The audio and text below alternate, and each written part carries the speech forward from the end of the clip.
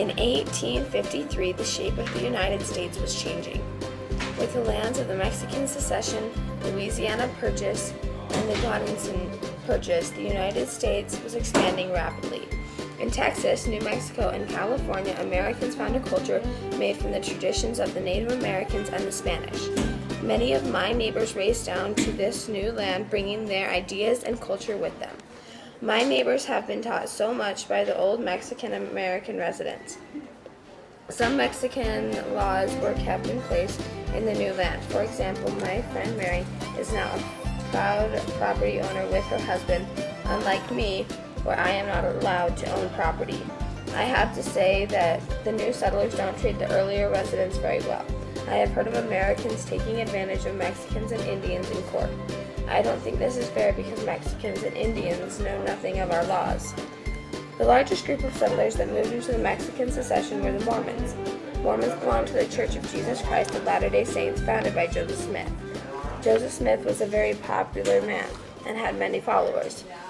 His teachings and beliefs angered many non-Mormons. Mormons were chased out of New York to Ohio, then to Missouri, then to Illinois. In Nauvoo, a Mormon community in Illinois, Joseph Smith was killed by an angry mob. Brigham Young was selected as the next leader.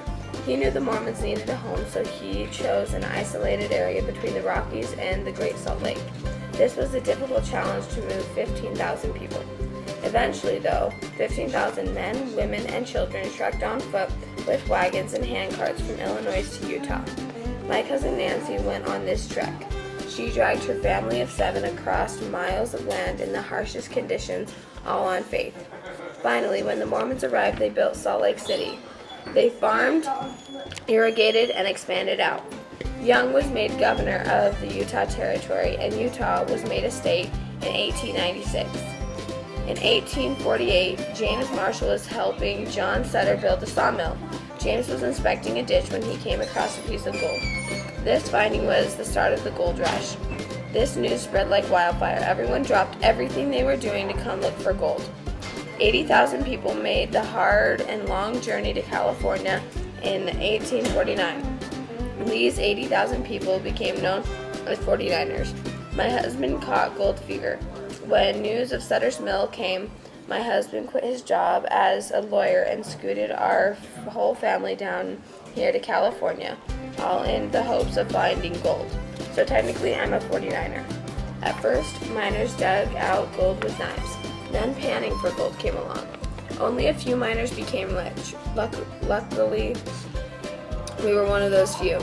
My husband and his friends all became very wealthy. After the gold rush, everyone still stayed in California. Many 49ers murdered and robbed in their quest for gold, so vigilance committees started. Vigilantes are self-appointed law enforcers. Vigilantes that punished criminals without legal power or permission. Some vigilantes lynched or hanged criminals without a legal trial. When you went outside, chaos was everywhere.